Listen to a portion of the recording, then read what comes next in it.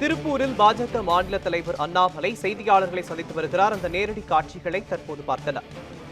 கோயம்புத்தூர்ல உங்களுக்கு பாத்தீங்களான்னு தெரியல, குழந்தைங்களுடைய பேக் எல்லாம் வீட்டுக்கு வந்தா செக் பண்ணுங்க, பள்ளிக்கூடத்தில் நாங்களும் உள்ள வரும்போது செக் பண்றோம்.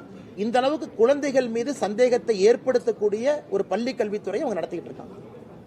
பல்லடத்துல 3 பேர் கொலை சம்பவத்தில் இப்ப வரைக்கும் 14 தனிப்படைகள் அமைச்சு இப்ப வரைக்கும் குற்றவாளிகளை கைது பண்ண முடியாம காவல்துறை அண்ணா, நம்முடைய திருப்பூர் மாவட்டத்தினுடைய தலைவர் உட்பட அந்த கையெழுத்து இயக்கம் போயிட்டு இருக்குங்கன்னா 15ஆம் தேதிக்கு மேல ஆளுநரை அவங்க சந்திக்க இருக்கிறாங்க. சப்மிட் பண்ண கையெழுத்தெல்லாம் கொடுத்து சிபிஐ என்கொயரி கேட்க போறோம். சமீபத்தில் பார்த்த நம்முடைய இன்னொரு சமுதாயத்தை சார்ந்த ஒருத்தரை கொண்டு வந்து ஸ்டேஷன்ல வச்சு டார்ச்சர் பண்ணி அவங்கள வெளியே வந்து ஒரு பெரிய போராட்டம் பண்ணிட்டு இருந்தாங்க. இது வேங்கை வயல் மாதிரி இந்த பிரச்சனையில யாரோ ஒருத்தரை கூப்பிட்டு மிரட்டி அவங்ககிட்ட கன்ஃபெஷன் வாங்கி இதை முடிக்க பார்க்குறாங்க.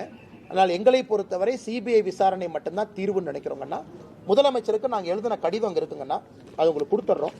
ஏன் நாங்கள் அனைத்து கட்சி கூட்டத்துக்கு வரமாட்டோம் அப்படின்னு சொல்லி ஒரு 6-7 பக்கத்துக்கு கடிதம் எழுதியிருக்கோம். அதில் எல்லாம் நாங்கள் குறிப்பிட்டிருக்கோம். முதலமைச்சர் சொன்ன விஷயத்துக்கு எல்லா பாயிண்ட்டுக்கும் பதில் சொல்லியிருக்கோம். அதையும் பத்திரிகை நண்பர்கள்ட்ட ஒரு காப்பி கொடுத்துட்றாங்கன்னா உங்களுக்கு சாஃப்ட் காப்பி இருக்கும், நீங்கள் பயன்படுத்திக்கலாம். நன்றிங்கண்ணா.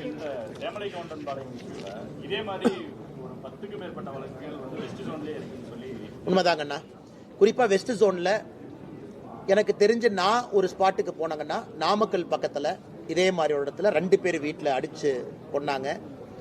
அப்புறம் தோட்டத்தில் நள்ளிரவில் 1, 2, 3 பேர் கொலைகள் நிறையா இருக்குது. எனக்கு தெரிஞ்சு 10 வழக்குகள் என்பதே குறைவு. அதனால தான் நாங்கள் ஸ்ட்ராங்காக அதுக்கு போராட்டம் பண்ணது, ஸ்பாட்டுக்கு போனது. ஏன்னா இது காப்பி கேட்ட மாதிரி நடக்குது.